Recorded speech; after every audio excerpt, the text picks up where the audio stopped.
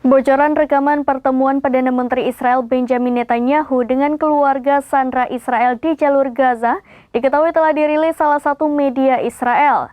Perdana Menteri Netanyahu menyatakan ketidakpuasannya terhadap Qatar dan Amerika Serikat terkait pertukaran sandera dengan Hamas dan mengakhiri perang di jalur Gaza.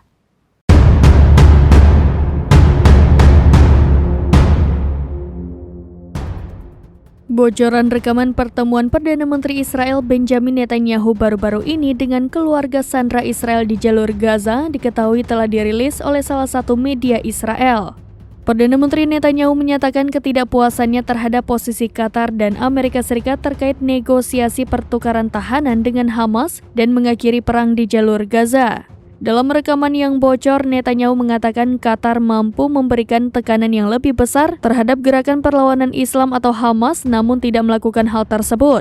Ia juga menolak mengucapkan terima kasih kepada Qatar setiap kali ia keluar ke media untuk membicarakan masalah ini. Dalam bocoran rekaman itu, Netanyahu mengatakan kecewa dengan sekutu utamanya Presiden Amerika Serikat Joe Biden. Ia kecewa karena Amerika Serikat dan Qatar sepakat untuk memperluas kehadiran militernya di pangkalan Al-Udeid di Qatar selama 10 tahun lagi. Netanyahu kecewa karena Amerika Serikat tidak menggunakan perjanjian Qatar Amerika Serikat soal pangkalan udara itu untuk menekan Qatar agar lebih keras dalam memaksa Hamas untuk membebaskan sandera di jalur Gaza.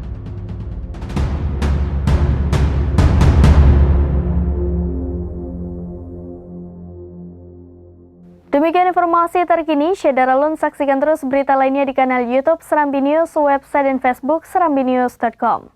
Download Tribun X sekarang, menghadirkan lokal menjadi Indonesia.